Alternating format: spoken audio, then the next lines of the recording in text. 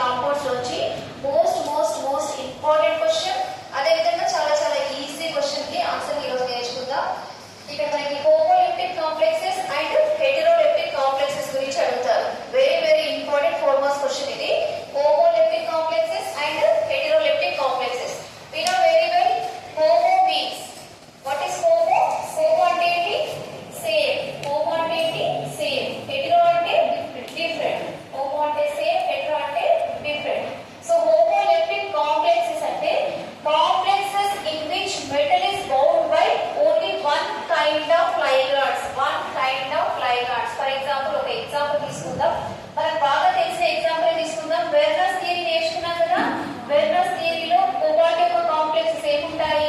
CONH3 taken 6 times Cl3. First complex తీసుకోండి దీనికి example. మళ్ళీ కొత్త ఎగ్జాంపుల్ తీసుకుంటే మీకు నేర్చుకోవడం కష్టం అవుతుంది. CONH3 taken 6 times Cl3. First complex తీసుకున్నాం. దీంట్లో చూడండి, ఇక్కడ కోఆర్డినేషన్ స్ఫియర్ లో మధ్యలో ఇక్కడ ఏమున్నాయి? 6 లైగాండ్స్ ఉన్నాయి. ఆ 6 కూడా ఎలా ఉన్నాయి? ఓన్లీ NH3 మాలిక్యూల్స్ ఉన్నాయి. సేమ్ టైప్ ఆఫ్ లైగాండ్స్ ఉన్నాయి. సేమ్ టైప్ ఆఫ్ లైగాండ్స్ ఉంటే వాటిని ఏమంటారు? Homoleptic complexes. కోఆర్డినేషన్ స్ఫియర్ లో ఇక్కడ కోబాల్ట్ సెంట్రల్ మెటల్ ఆటమ్ చుట్టూ only one kind of ligands మాత్రమే ఉంటే వాటిని ఏమంటారు? Homoleptic complexes. Homoleptic complexes. Complexes in which metal is bound by only one kind of ligands. ఒకే రకమైన ligands చేత metal అనేది ఉంటే metal is bound by only one kind of ligands. Such type of complexes are called homoleptic complexes. అర్థమైందా? Complex compounds లో metal చుట్టూ only ఒకే రకమైన ligands అనేవి ఉంటే metal is bound by only one kind of ligands. Only one type of ligands. అలాంటి complexes ఏమంటారు? Homoleptic complexes అంటారు. ఇక్కడ Cl3 ఉన్నాయి, క్లోరైడ్స్ ఉన్నాయి కదా, బయట ఉన్నాయి. అవి ప్రైమరీ బ్యాలెన్స్ ని సాటిస్ఫై చేస్తాయి, బయట ఉన్నాయి. మెటల్ తోని బైండ్ అయి లేవు, అవి జస్ట్ అట్రాక్షన్ చేత ఉన్నాయి. మెటల్ తో ఎలాంటి బాండ్ అనేది లేదు. మెటల్ తో వేటి బాండింగ్ ఉంది? NH3 మాలిక్యూల్స్ బాండింగ్ ఉంది. ఇవన్నీ కూడా ఒకే రకమైనవి కాబట్టి అలాంటి వాటిని ఏమంటారు? Homoleptic complexes. Complexes in which metal is bound by only one kind of ligands, only one type of ligands. Such type of complexes are called homoleptic complexes. మీరు ఈజీగా గుర్తుపెట్టుకోవాలంటే వెర్నర్స్ కాంపౌండ్స్ లో first compound CONH3 taken 6 times Cl3. ఇక next చూడండి, హెటెరోలెప్టిక్ complexes. Hetero అంటే ఏంటి?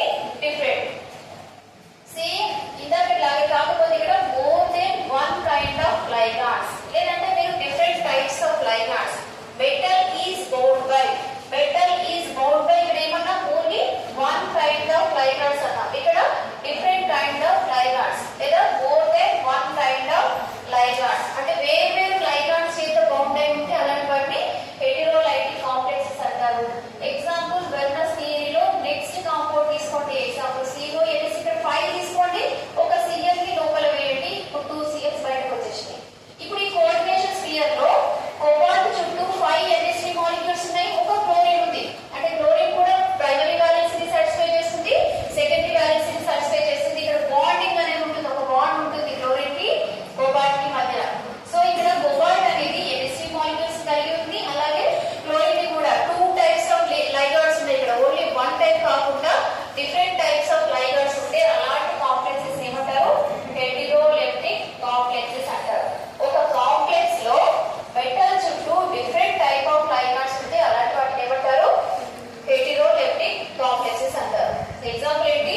CONH3 taken 5 times Cl. ఇక్కడ NH3 5 ఉన్నాయి, Cl ఒకటి ఉంది కాబట్టి more than one kind of ligands ఉంటే అలాంటి వాటిని ఏమంటారు?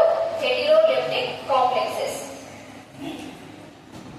ఇక నెక్స్ట్ చూడండి, geometrical isomerism. This is also important question. Geometrical isomerism is also known as cis-trans isomerism. It is also known as cis-trans isomerism. ఇక్కడ మనకి ఏదైనా ఒక కాంప్లెక్స్ ఒక ఎగ్జాంపుల్ తీసుకొని చూద్దాం. For example PTNC taken twice Cl2 ఉంది. దీంట్లో PT is the central metal atom and ఇక్కడ దాని చుట్టూ 4 ligands ఉన్నాయి. 4 ఉన్నాయి కదా, 2 ప్లస్ 4 ఉన్నాయి. ఇక్కడ క్లోరిన్ ఉంది అనుకోండి,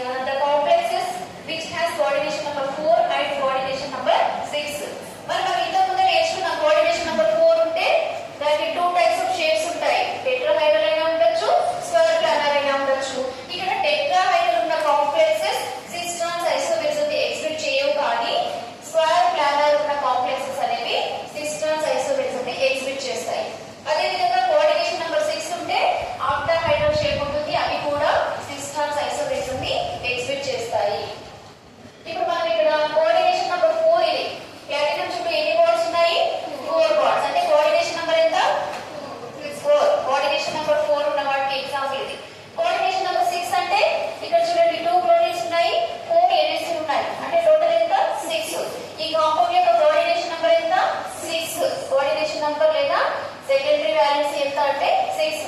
ఇప్పుడు దీన్ని కూడా మనం రాసి చూద్దాం. ఇక్కడ స్ట్రక్చర్ వేసి చూద్దాం. CO is the central metal atom or ion. 6 అంటే ఎలా ఉండాలి షేప్? ఆక్టాహైడ్రల్ షేప్ ఉండాలి. 6 అనగానే మనకి ఏం గుర్తుకు రావాలి? Octahedral shape. NH3 ఎన్ని ఉన్నాయి? 4 ఉన్నాయి. 1 2 3 4. NH3 లో 4 రాసేసాం. ఇప్పుడు ఫ్లోరైడ్స్ అనేది ఫ్లోరైడ్స్ చూడండి పక్క పక్కనే ఉన్నాయా? ఆపోజిట్ దూర దూరంలో ఉన్నాయా? పక్క పక్కనే ఉన్నాయి కదా. ఆ విధంగా ఉంటే is it cis or trans? cis isomer. పక్క పక్కనే ఉంటారు ఏంటి?